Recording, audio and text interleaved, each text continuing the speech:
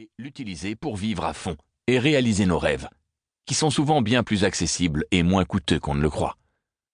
Cela passe notamment par le fait de trouver quelque chose en dehors du travail qui nous remplit vraiment et nous motive à ne pas tomber dans le travail pour le travail et l'argent pour l'argent.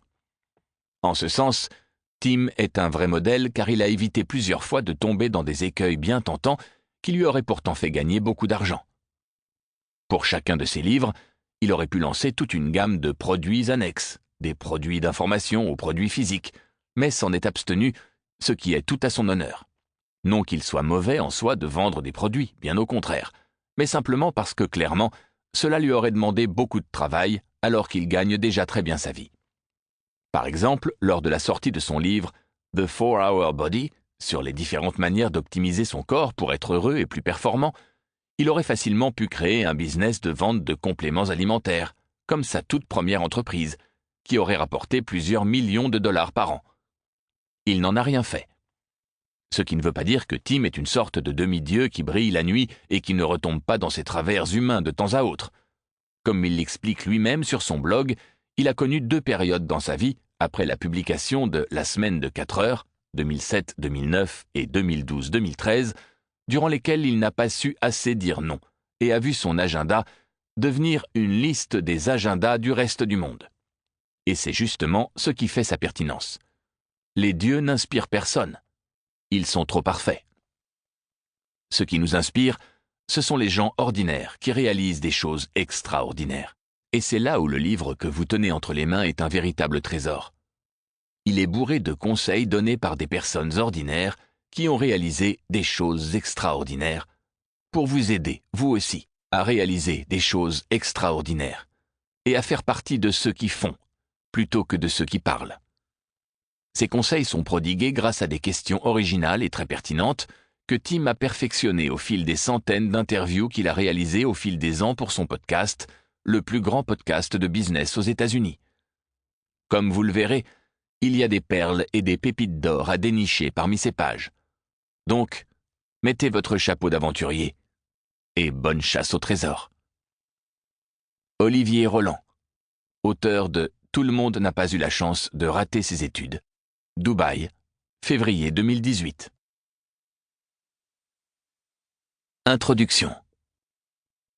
Le véritable voyage de découverte ne consiste pas à chercher de nouveaux paysages, mais à avoir de nouveaux yeux.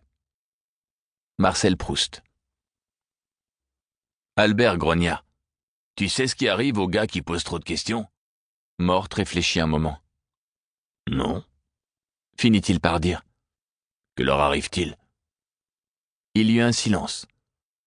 Puis Albert se redressa et déclara « Qu'est-ce que j'en sais ? Ils reçoivent sans doute des réponses.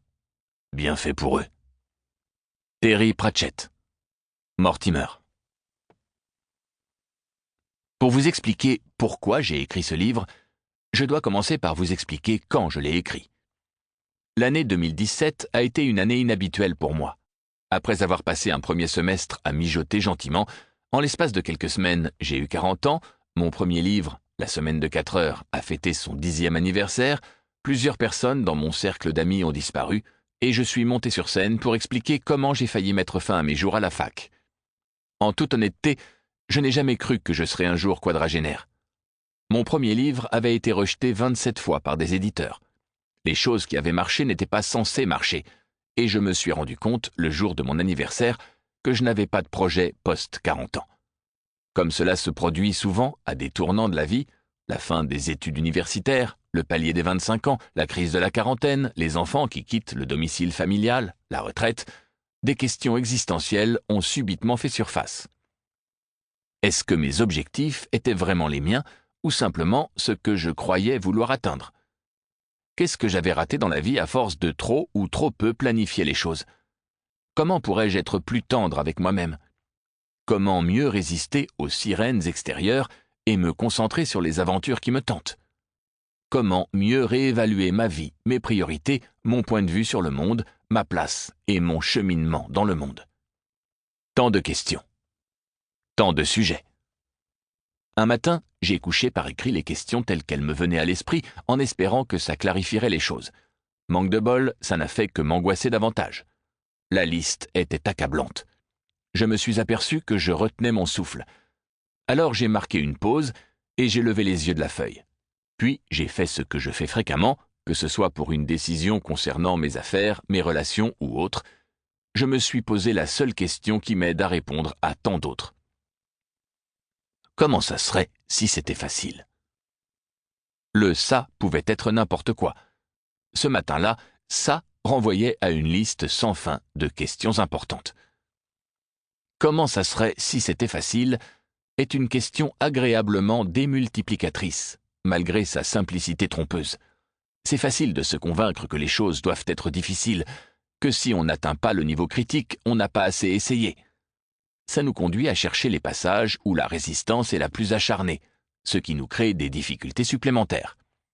Et si on cadrait les choses en termes d'élégance au lieu de complications, on obtient parfois des résultats étonnants avec plus de facilité et moins de stress.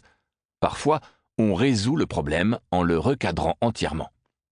Et ce matin-là, en écrivant sur cette question « Comment ça serait si c'était facile ?», j'ai eu une idée. Sur la page, 99% des choses que j'avais écrites étaient inutiles, mais il restait une possibilité.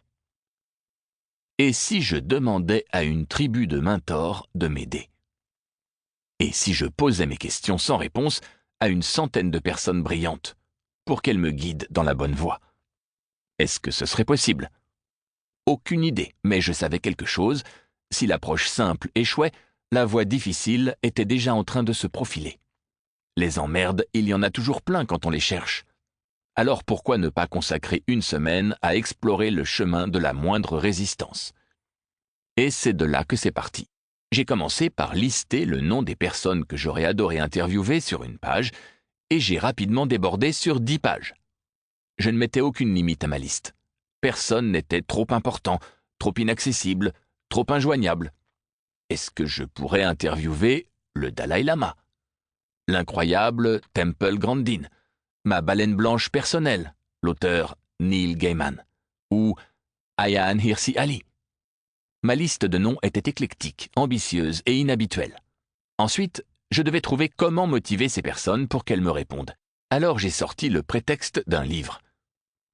Vous serez dans mon livre, pourrait les appâter. Dès le départ, j'avais prévenu mon éditeur que le projet pourrait très bien capoter et que je lui rendrais son avance si c'était le cas. Puis j'ai peaufiné mon argumentaire. J'ai envoyé une liste identique de 11 questions à diverses grandes célébrités en leur demandant de répondre à 3 ou 5 questions, ou davantage, si le cœur vous en dit. Après avoir appuyé sur le bouton « Envoyer » des douzaines de fois, mon cœur battait à tout rompre et l'univers a répondu par le silence. J'entendais les mouches voler. Pendant 24 heures, il ne s'est rien passé. Rien n'a bougé, pas même une souris. Puis le goutte à goutte a commencé. Quelques curieux, puis une poignée de demandes d'éclaircissement. On suivit quelques refus polis. Puis, ça a été le torrent. La plupart de mes cibles sont des personnes archi-occupées, et je m'attendais à recevoir au mieux quelques réponses brèves.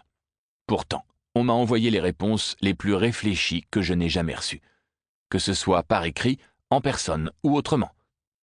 En fin de compte, j'avais plus d'une centaine d'interviewés.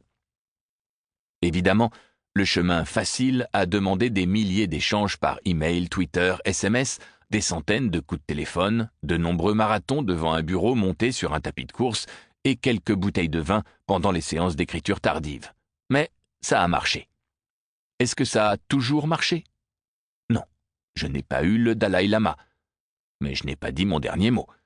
Et la moitié des personnes sur ma liste n'ont pas répondu, ou ont décliné mon invitation. Quoi qu'il en soit, ça a suffisamment fonctionné, et c'est tout ce qui compte. Quand les contacts ont abouti, ce sont les questions qui ont fait le gros du travail. Les 8 premières étaient des versions améliorées des questions rapides que je pose lors de mes podcasts The Tim Ferriss Show, la première émission sur Internet consacrée aux affaires qui a passé la barre des 200 millions de téléchargements. Ces questions ont été peaufinées au cours des 300 et quelques interviews d'invités tels que l'acteur et musicien Jamie Foxx, le général Stanley McChrystal ou l'écrivaine Maria Popova. Je savais que ces questions plaisaient généralement à mes